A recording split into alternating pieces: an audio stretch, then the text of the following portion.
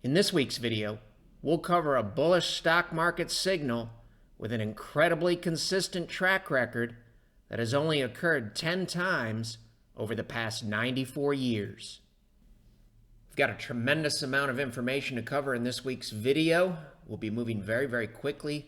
Feel free to use the pause button on your video player. 2 weeks ago, the demographic analysis with this title, Basic Takeaway. Present-day demographics are similar to demographics between the 1984 and 1987 windows.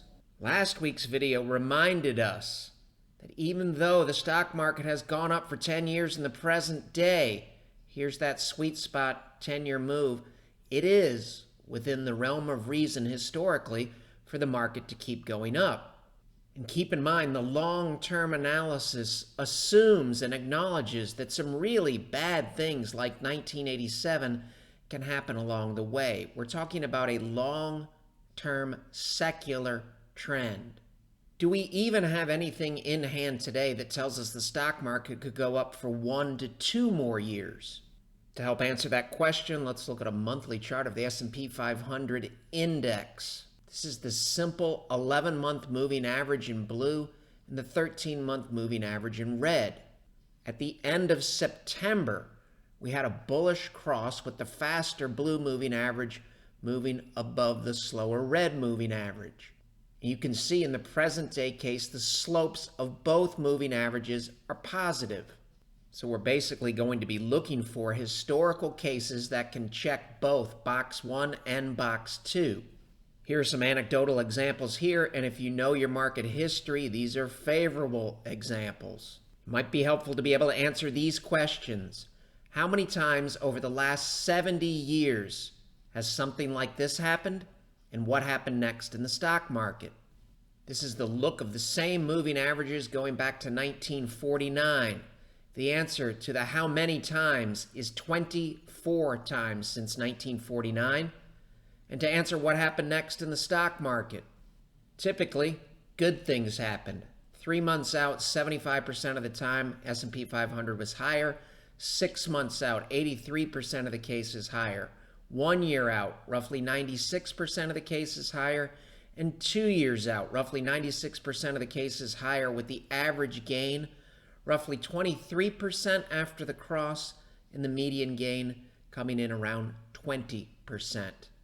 Simply telling us to keep an open mind about better than expected outcomes over the next 3 months to 2 years. If you're watching at home, you might have thought it's not really realistic to compare this look here in the present day to this look here and this look here that occurred after significant drops. We agree, because that's not really what we have in the present day. And as we covered last week, in the present day, we have what appears to be the early stages of a secular trend where the market held at an upward sloping 200-week moving average. Thus, since some of the historical cases covered in this table really don't align with the present day look, we can weed out many of these historical cases by pairing them with last week's study. These are the cases here that can check both boxes. They had this similar setup, holding at an upward sloping 200-week moving average that we covered in detail in last week's video. And they have this setup that we just covered that can check both of these boxes, a box that was checked at the end of September of this year. There were 10 historical cases that can check the boxes from both studies. And in those 10 historical cases, really good things happened in the stock market. 90% of the cases higher 3 months later, 100% of the cases higher 6 months later, 1 year later, 2 years later, 3 years later, 4 years later, and 5 years later, which seems to align with this thesis and seems to align with this thesis. Well, that all sounds great, Chris. You're looking at charts in the United States, and I've been seeing headlines for the past 6 months or so that are saying we're going into a global recession. Thus, it might be logical to ask, do the financial markets agree with that assessment? Once again, monthly chart, we're looking at the 11-month and 13-month simple moving averages, this time with the Dow Jones Global stock index. We get a bullish cross in 1995, and good things happen for a long period of time. Get a bullish cross in 2003, and good things happen for a long period of time. Get a bullish cross with blue above red. The slopes of both of them are up in 2009, and good things happen for a long period of time. Similar bullish probabilistic setup in 2012, and good things happen for a long period of time. We've been talking literally for months, really before the stock market even bottomed, that we might see something similar to the 2011-2012 case in the 2015-2016 case. We get a similar bullish cross in 2016, and good things happen for a long period of time. Given the look of the chart in front of us here, if we were getting ready to go into a devastating global recession, we really would expect the present day chart to look like this, possibly even this. What can we learn from the look of the chart today about the expectation of future global economic outcomes? As it turns out, this chart does look very similar to the 2011-2012 case, the 2015-2016 case. Bearish cross. We just had a bullish cross on this index that was nailed down this week, October 31st, 2019. And as we've just shown in the prior examples, good things happened in the stock market, not bad things. Thus, the setup that we have in hand today doesn't really seem to align with the recent narrative. We really only have data going back to the mid-1990s for this index, but how did the S&P 500 perform after these dates? The answer is extremely well. 100% of the cases higher 2 years from the date of the cross, which hypothetically is the same as projecting 2 years out from October 31st, 2019, or this week. 100% of the cases higher 2 years later, average gain roughly 30%, simply telling us to keep an open mind about better than expected outcomes. Some other examples just nailed down. France, bullish cross. We do not own the France ETF, therefore we care about how did the U.S. market do when we had similar crosses in the past? The answer is very, very well. 2 years out from the date of a historical cross that looks like this, using all of the data that we have available to us, 100% of the cases were higher 2 years later with an average gain of roughly 21%, and that's the gain for the S&P 500. Similar situation here. Notice, the S&P 500 had the bullish cross a month ago in September. These foreign indices are laggards. They are lagging behind, meaning their long-term trends are lagging behind. Just had the same cross for Germany. What happened in the S&P 500 in the historical cases? After a cross in Germany, 2 years later, 100% of the cases in the United States were higher. Average gain 19%, median gain 18%. If we were getting ready to go into a global recession, we would expect numerous countries or indices around the globe to be rolling over. Stock markets are forward-looking mechanisms. Going back to the late 1960s, for example, the S&P 500 peaks on average. Also, the median peak prior to a recession is 7 months.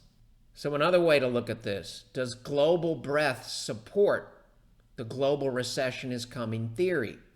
To help us answer that question, we went to stock charts and said, show us every single Dow Jones foreign index that you have and every single Dow Jones global index that you have.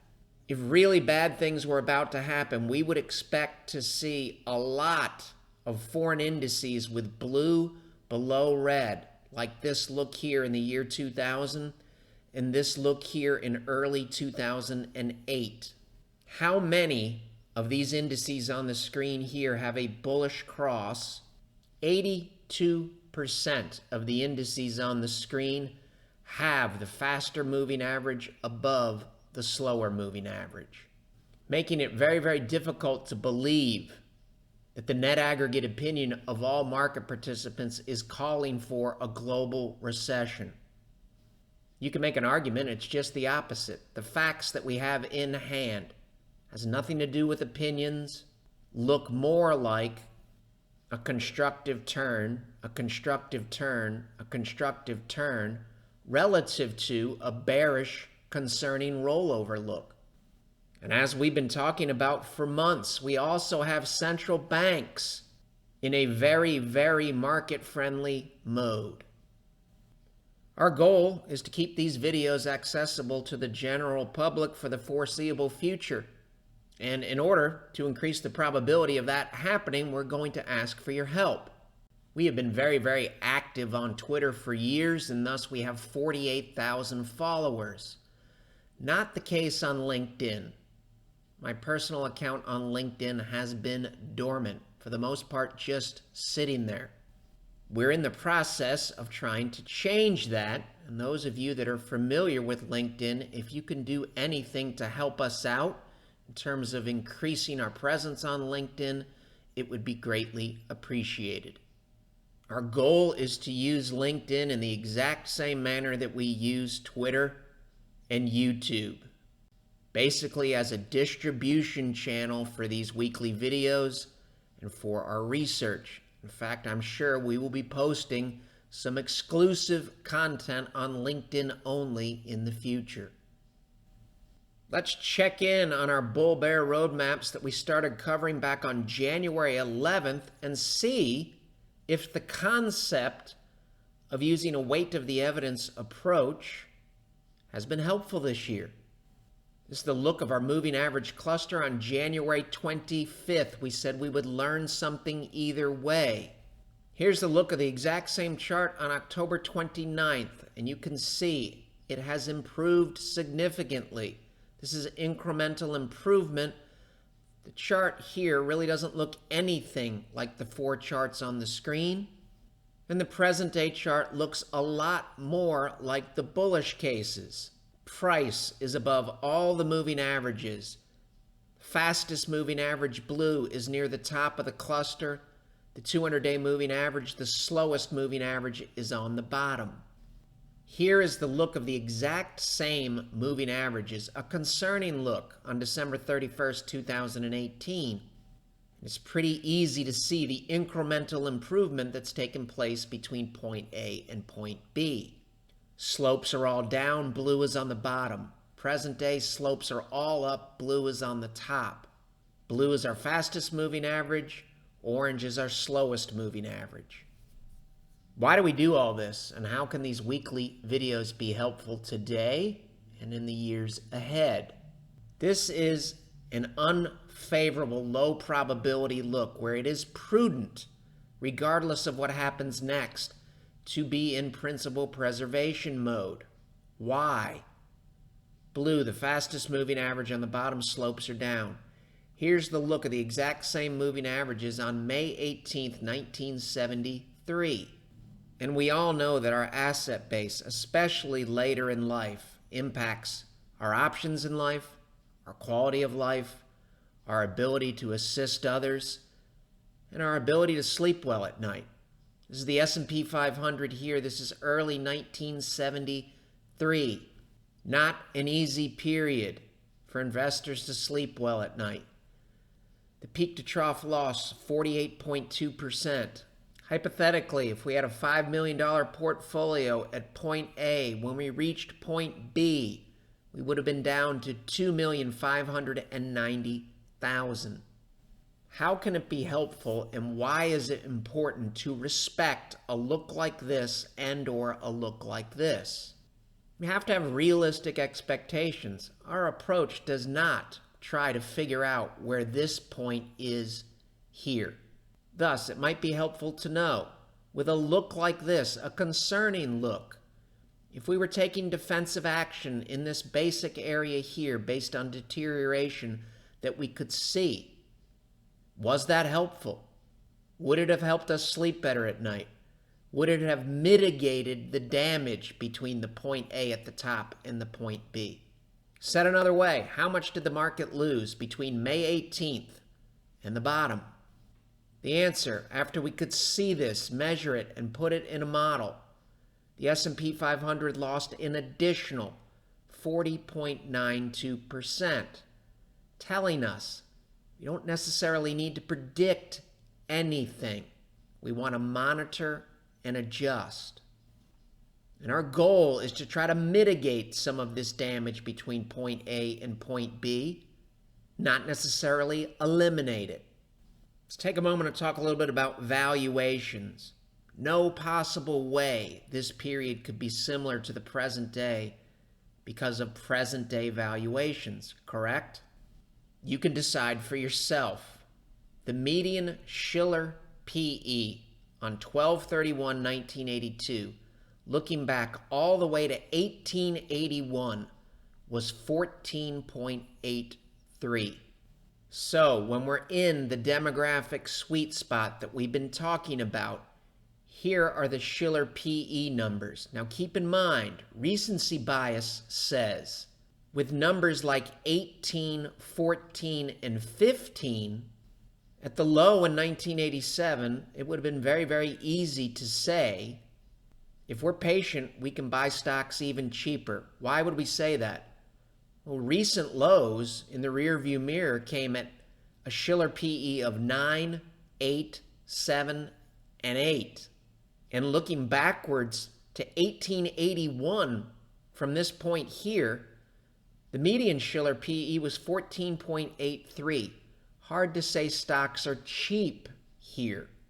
And the key point is we only know what we know. At this point, you have no idea what the Shiller PE will look like in the future. You only know what it looks like looking backwards. If we tried to be patient, were we able to buy stocks at a cheaper level relative to PEs and or the S&P 500? The answer is no. Shiller PE near the lows after the 1987 crash, 14. If you waited for a lower number, it never came. Here the Shiller PE numbers peaked out at 44. And again, in the present day, all we know is what we know. Nobody in their right mind in 1982 or 1983 thought that the Shiller PE was going to 44. And that's exactly what happened.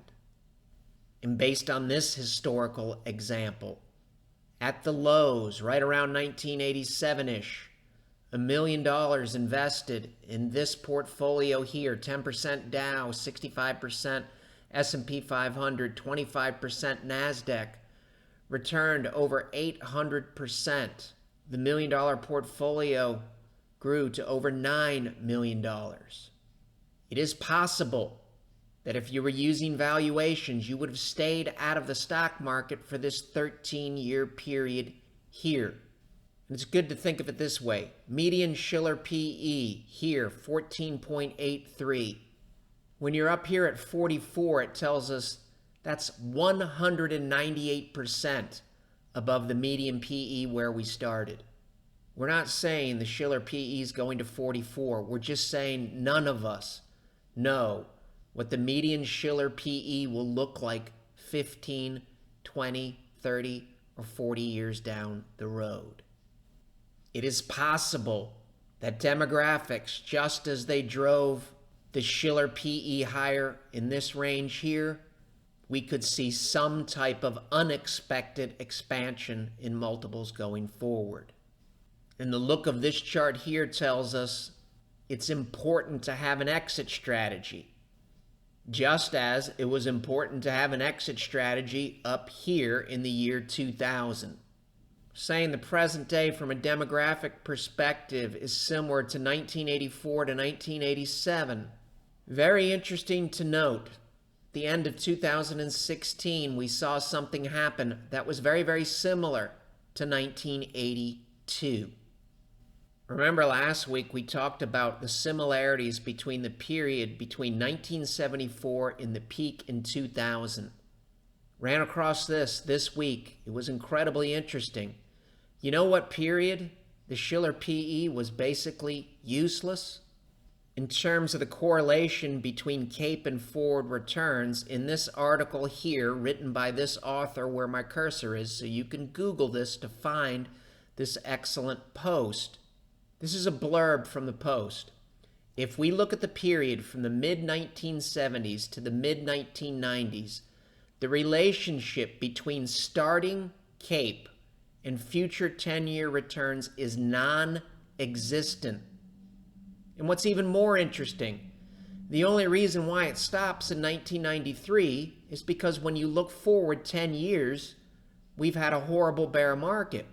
So the point where it's non-existent starts in 1974 and goes from 1974 all the way to this peak. Because at this point, CAPE is useless. It only becomes relevant after the market starts to fall in the year 2000. Here's the quote from the Scapegoat post. Here's the author, and here's the period that he's talking about. What does history tell us about using valuations as a timing tool? You can pause your video player.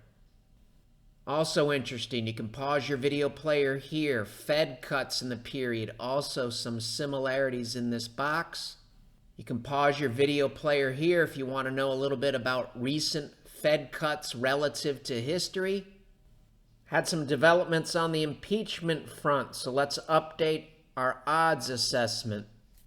We know unequivocally and without a shadow of a doubt, in order for the president to be removed from office via impeachment or convicted by the Senate, at least 20 Republicans would have to vote against a sitting Republican president.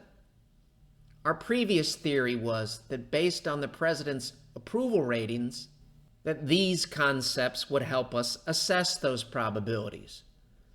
What are the odds that 20 Democratic senators will cast their personal presidential ballot for Donald Trump in November of 2020?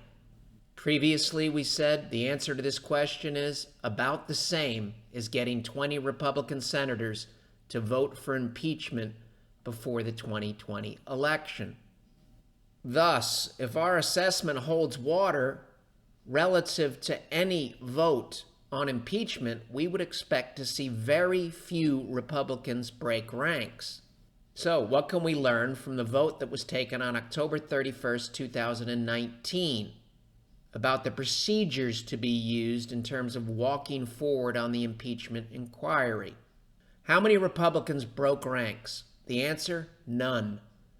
194 Republicans voted against, 0 for. You have to ask yourself, what does it say about the testimony that's already been given behind closed doors? We know Republicans are in the room. Thus, Republicans know what's happened already. Another question, how many Democrats broke ranks? The answer is 2. What does that say about the testimony that's been given behind closed doors thus far? By our neutral estimation, because we're trying to figure out what's going to happen for the market, this has nothing to do with personal politics. Based on this vote here, if anything, the odds of getting at least 20 Republican senators to vote to remove the president from office have dropped in recent weeks, not increased. And remember, you need to get all 20 to have the president removed. Even if you get 19 to flip, he would still stay in office. As we said before, this can change quickly. So if the approval ratings start to shift, then our assessment of the odds will shift. It's a chart we've covered in the past. NYSE common stock only advanced decline line monthly. It peaked 4 months before the S&P 500 peaked financial crisis bear market. It peaked 5 months before the S&P 500 plunged during a sharp correction in 2016. Do we have similar yellow flags waving in the present day? The answer was no. In September, we had a bullish divergence telling us to keep an open mind about new all-time highs in the S&P 500. We now have those new all-time highs in the S&P 500, And we also have a new all-time high being printed in this breadth indicator at the end of October. Present day really doesn't look anything like this or this, simply part of the weight of the evidence. Sideways movement means we're peaking. You can pause your video player, not necessarily the case. What about the Chicago Fed National Financial Conditions Index? The average level was 0.31 before the S&P 500 dropped an additional 36% in these historical cases. The median level was negative at negative 0.08 before a 38% additional loss. And we know that lower numbers are better, more favorable. Higher numbers speak to lower confidence. Here's a chart from a September video. Present day level relative to September 13th. Better, worse, or about the same? Higher and tighter, or lower and looser? The answer, lower, looser, and more favorable. Doesn't really look anything like these concerning periods here. And negative 0.76, the present day, really doesn't look anything like these concerning levels here. Here's the latest tweet from the Chicago Fed. Value line geometric index still holding this very long-term breakout. Momentum stocks have been weak, means we're in big trouble. Not necessarily so. You can pause your video player. How about our research relative to yields? In the past, we showed that when yields got extremely and rarely oversold, meaning bonds were extremely and rarely overbought, history said stocks tended to outperform bonds walking forward significantly. Here's the look that we covered back in September. Low in yields, low in yields. Here's the present day. This is 2012. This is 2016. Have we lost this look? No, we still have somewhat of a bottoming look like we had in here or here. We're well above the low here, well above the low here, and in the present day, we've been moving around well above the recent low. Credit spreads, better, worse, or about the same relative to last week's video? The answer, better. If you like visuals, this is present day fear in the credit markets. This is fear in the credit markets at the end of 2018, early 2019. Let's circle back and look at some long-term trend charts that thus far have proved to be incredibly helpful. We'll set the stage and then we'll update them and see how they look in the present day. This is the look in the 73-74 bear market of the 30, 40, and 50-week moving average for the S&P 500 in the early stages of a devastating bear market. This look here is similar to this look here in the early stages of the dot-com bust bear market, and this look here is similar to this look here in the early stages of the financial crisis bear market. In all three cases, it was very, very difficult to sleep, and the losses could turn a retirement plan upside down.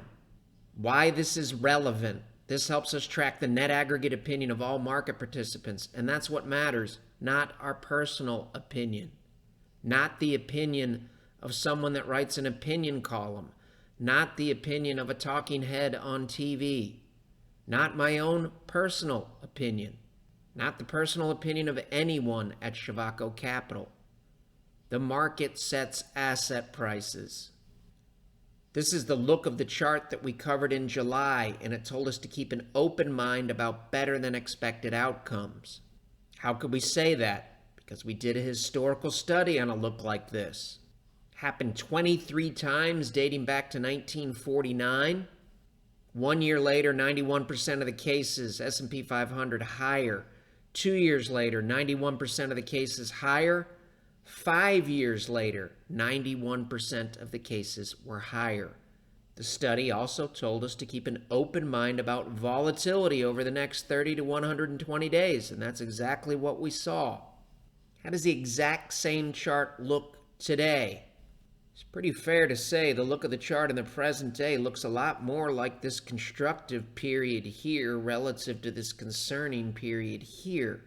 It's also pretty fair to say that the look of the chart on October 31st looks a lot more like the 1993-1995 bullish case that we've been covering for several months now, relative to a concerning rolling over look in the 1987-1988 case.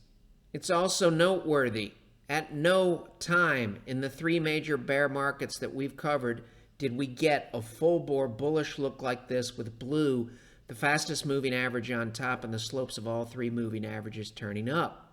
Can't see that anywhere in here, or anywhere in here. This look here and these longer-term numbers here seem to align with the possibility that the demographic analysis could turn out to be helpful and accurate. It may also be worth a visit to the new website to see the FAQs. We've got new and expanded FAQs covering traditional investing, low-cost passive investing, and the online/robo strategies that are currently in vogue. The material in this video has no regard to the specific investment objectives, financial situation, or particular needs of any viewer. This video is presented solely for informational purposes and is not to be construed as a solicitation or offer to buy or sell any security or any related financial instruments, nor should any of the content be taken as investment advice. Any opinions expressed in this video are subject to change without notice, and Shavaco Capital Management, LLC, or CCM, is not under any obligation to update or keep current the information contained herein. CCM and its respective officers and associates or clients may have an interest in the securities or derivatives of any entities referred to in this material.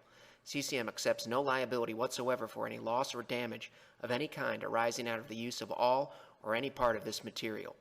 We recommend that you consult with a licensed and qualified professional before making any investment decision.